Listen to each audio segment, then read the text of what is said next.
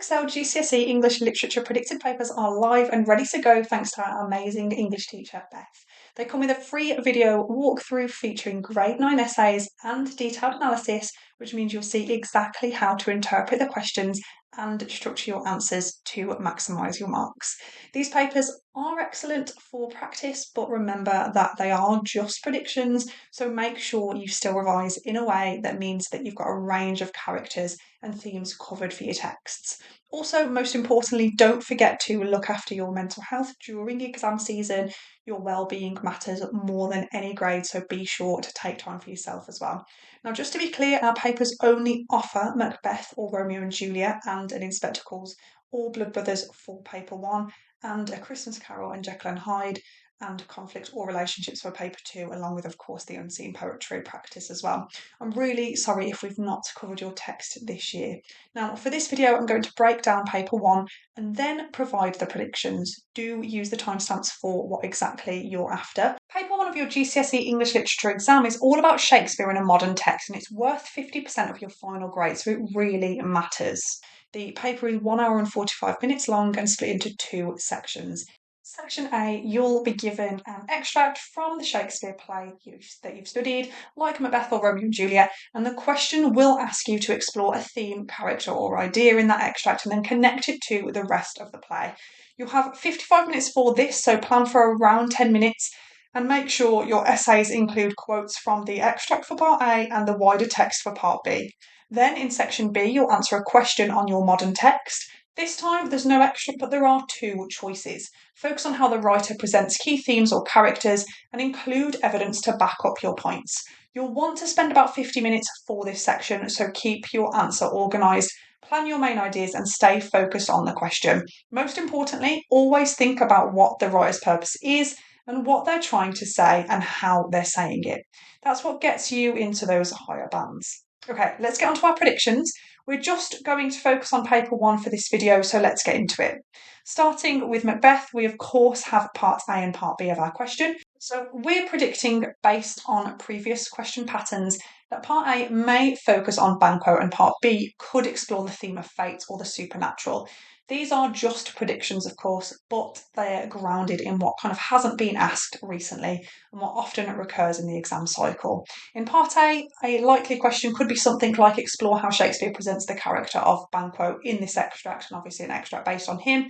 It would ask you to zoom in on a particular moment and analyse Shakespeare's use of language, characterisation and tone. Banquo is a key character, often seen as a moral contrast to Macbeth. In the extract, you'll want to look at things like how his words, actions, or even kind of silence reveals his integrity or his suspicions or his inner conflicts, depending on the scene that you're given.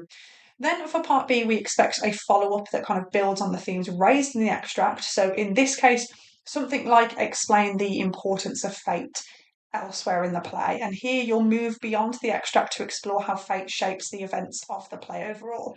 You might talk about the witches' prophecies and how the supernatural comes into the idea of fate, Macbeth's choices, and the idea of destiny versus free will. Don't forget the context. Fate and prophecy were taken seriously in Shakespeare's time, and audiences would have viewed Macbeth's actions as both sinful and fated, which adds to the tragedy. So there's lots and lots you can choose to touch upon should fate come up. So if these questions came up, they'd give you a great chance to talk about a key character and a major theme. Just make sure to stay focused, use evidence and clearly link your points to the question in both parts. My advice as always is to try to revise quotations that kind of suit a variety of themes, because ultimately you want to make what you know work for the question. For Romeo and Juliet on Edexcel paper 1, we're predicting that part A might focus on Mercutio and part B could explore the theme of conflict or violence. These predictions are based on kind of past question trends. Mercutio hasn't been a recent character focus, and violence or conflict remains a kind of central theme that can't be ignored anyway. For part A, you might get a question like explore how Shakespeare presents the character of Mercutio in this extract.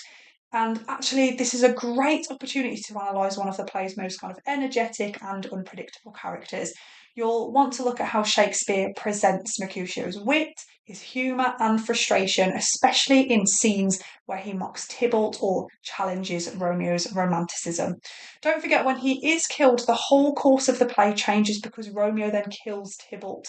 But in terms of Mercutio, pay close attention to his language, puns, his wordplay, and his dramatic mood swings can all help you explore his personality and role in the play. Then in part B, we expect a broader thematic question, like explain the importance of conflict elsewhere in the play. Here, you'll move on beyond the extract and explore how conflict appears in different forms. So there's family feuds, there's inner conflict, there's romantic tension, and of course, the violence that leads to tragedy. You can write about key moments like the opening brawl, the Capulet Montague rivalry, Romeo's inner turmoil, or Juliet's tension with her parents. Conflict doesn't have to just be physical, though. So, looking at Juliet's conflict of loyalty, for example, could be great here as well. Context matters as well. In Shakespeare's time, don't forget, honor culture and male aggression were seen as kind of both expected but also dangerous, which adds weight to how quickly violence escalates in the play. So, if this question comes up, it's a brilliant chance to explore a bold, lively character like Mercutio and to think about how conflict drives the entire tragedy. Just remember to stay focused on the question, use quotes effectively, and bring in context to support your ideas. Right, next up, moving on to post 1914 literature, we're going to start with an inspector calls. Of course, don't forget you'll get two options here, and you should, of course, choose the one you're most comfortable with. So here our predictions are one question focusing on social class and inequality, and the other zooming in on Eric as a character. If one of the question options is on social class or inequality, you'll want to explore how Priestley uses the play to criticise the class system. Look at how different characters respond to Eva Smith, how the Burlings abuse their power, how the inspector challenges their views, and how the play reflects the divide between the working and upper classes. It's a great chance to link your analysis to Priestley's socialist message and the historical context of Edwardian Britain. There's a lot you can choose to include here, so even just revising this theme is great for coverage of other themes too, in my opinion, because don't forget, you'll want to revise quotations that cover lots of themes to keep your revision smart anyway. If the second option is a character question on Eric, focus on how he changes over the course of the play from an immature, irresponsible young man to someone who accepts guilt and tries to take responsibility. His relationship with Eva, his abuse of privilege in a patriarchal society, his clash with Mr. Burling, and his emotional reaction to the inspector's message all give you strong material to analyse. You can also explore how Priestley uses Eric to show that younger generations have the potential to change and break the cycle of inequality. Whichever questions do come up, though, make sure to plan briefly, include key quotes, and keep linking back to the writer's message and the context behind the play. Right, last of all for this video, I'm moving on to Blood Brothers. So for Blood Brothers, you'll be given a choice of two questions again, and based on recent patterns and what hasn't been a focus for a while, we're predicting one question might explore women and the experience of kind of female characters, and the other could be on the theme of crime and punishment. If the question is about the role of women, you'll want to think about how Willie Russell presents characters like Linda, Mrs. Johnston, and Mrs. Lyons, and how their lives are shaped by class, motherhood, and societal expectations.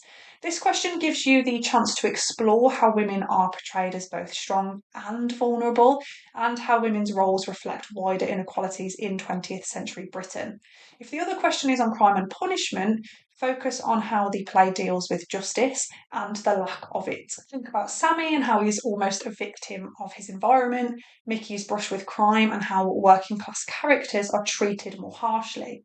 You can explore how Russell uses this theme to highlight class based inequality and the idea that punishment in society is often not about right or wrong, but about who you are and where you come from, or about how crime and violence can sometimes stem from a lack of opportunities. Whichever question appears, make sure to plan, stay focused on the theme or character, use well chosen quotes, and always link back to Russell's message and the social context of the play. Okay then, those are our predictions for Edexcel GCSE English Literature Paper 1. As I said, try to be smart with your revision of themes to really ensure a broad coverage of quotations that will work for lots of different essay types. Best of luck with Paper 1. Our Paper 2 video will, of course, be coming soon.